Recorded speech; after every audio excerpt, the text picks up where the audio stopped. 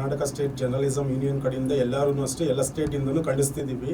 ಒಬ್ಬ ಜರ್ನಲಿಸ್ಟ್ಗೆ ಸೆಕ್ಯೂರ್ ಇಲ್ಲ ಅಂತಂದರೆ ಯಾವ ರಾಜ್ಯದಲ್ಲಿ ಯಾವ ಅಧಿಕಾರಿಗಳಿದ್ದಾರೆ, ಯಾವ ರಾಜಕಾರಣಿಗಳು ಅಥವಾ ಅಧಿಕಾರ ವ್ಯವಸ್ಥೆ ಹೆಂಗೆ ನಡೆಸ್ತಿದ್ದಾರೆ, ಯಾರಿಗೂ ಸೆಕ್ಯೂರಿಟಿ ಇಲ್ಲ ಅಂತಂದರೆ ಒಬ್ಬ ಸಮಾಜದ ಸಮಸ್ಯೆಗಳನ್ನು ಸಮಾಜಕ್ಕೆ ತೋರಿಸೋವಂಥ ವ್ಯಕ್ತಿಗಳೇ ಕೊಲೆ ಆಗ್ತಿದ್ರೆ ಇನ್ನು ಸಾಮಾನ್ಯ ಜನಕ್ಕೆ ಯಾವ ರೀತಿ ಇವರು ಸೆಕ್ಯೂರಿಟಿ ಕೊಡ್ತಾರೆ. ಇಂಥ ಸಂದರ್ಭದಲ್ಲಿ ಎಲ್ಲರೂ ಈ ವಿಚಾರದ ವಿರುದ್ಧ ಈ ಕೊಲೆ ಆಗಿರ್ತಕ್ಕಂಥ ಪತ್ರಕರ್ತನಿಗೆ ಎಲ್ಲರೂ ಸಪೋರ್ಟ್ ಮಾಡಲೇಬೇಕು.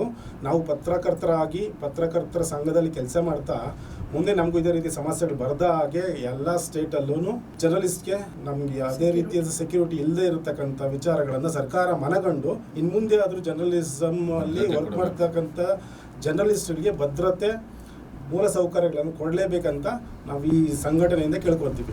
ಅನುಕೂಲ ಆಗುತ್ತೆ. ಹೊಸ ಪತ್ರಕರ್ತರು ಬರ್ತಾರೆ, ಸಮಾಜದ ಸಮಸ್ಯೆಗಳನ್ನು ಎತ್ತಿ ಜನಕ್ಕೆ ತೋರಿಸ್ತಾರೆ.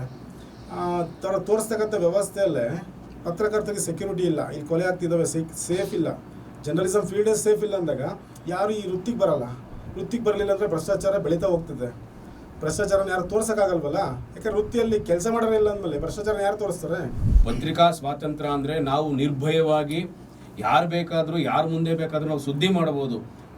ನಿರ್ಭಯವಾಗಿ ನಾವು ಮಾಡಬೇಕಾಗಿರೋದು ಪಬ್ಲಿಕ್ಗೆ, ಅಂದರೆ ಪ್ರಜೆಗಳಿಗೆ ನಾವೇನು ತೋರ್ಪಡಿಸ್ಬೇಕು. ಈ ಥರ ಮೋಸ ಮಾಡ್ತಿದ್ದಾರೆ, ದಂಧೆ ನಡೀತಾ ಇದೆ ಅಂತ ತೋರ್ಸಕ್ಕೆ ಹೋದರೆ, ಈ ಥರವಾಗಿ ಹತ್ಯೆಗಳನ್ನ ಮಾಡಿದ್ರೆ ನಾವು ನಮ್ಗೆ ಅಭದ್ರತೆ ಕಾಣುತ್ತೆ. ಅಭದ್ರತೆಗೆ ನಮಗೆ ಭದ್ರತೆ ಕೊಡಬೇಕು ಯಾರು? ಸರ್ಕಾರ ಇದ್ರ ಬಗ್ಗೆ ಗಮನ ಹರಿಸಬೇಕು, ಹೆಚ್ಚಾಗಿ ಗಮನ ಹರಿಸಬೇಕು.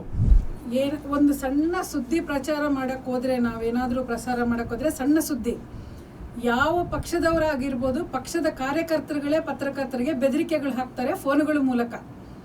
ಏನಕ್ಕೆ ಸುದ್ದಿ ಮಾಡಿದ್ರಿ, ಯಾವ ಥರ ನಿಮ್ಮನ್ನು ನೋಡ್ಕೊಳ್ತೀವಿ, ಈ ಥರ ಕಾರ್ಯಕರ್ತರು ಕೂಡ, ಎಲ್ಲರೂ ಅಲ್ಲ ಕೆಲವರು, ಎಲ್ಲೋ ಒಂದು ಕಡೆ ನಮ್ಮ ರಾಜಕೀಯ ನಾಯಕರೇ ಈ ಥರದನ್ನು ಸಪೋರ್ಟ್ ಮಾಡ್ತಾ ಇದ್ದಾರೇನೋ ಅಂತ ನಾವು ಕೂಡ ಅನುಮಾನ ಪಡಬೇಕಾಗುತ್ತೆ. ಯಾಕೆಂದರೆ ಅಲ್ಲಿ ಅನ್ಯಾಯ ನಡೆದಿರುತ್ತೆ, ಅದನ್ನು ನಾವು ತೋರಿಸ್ತೀವಿ.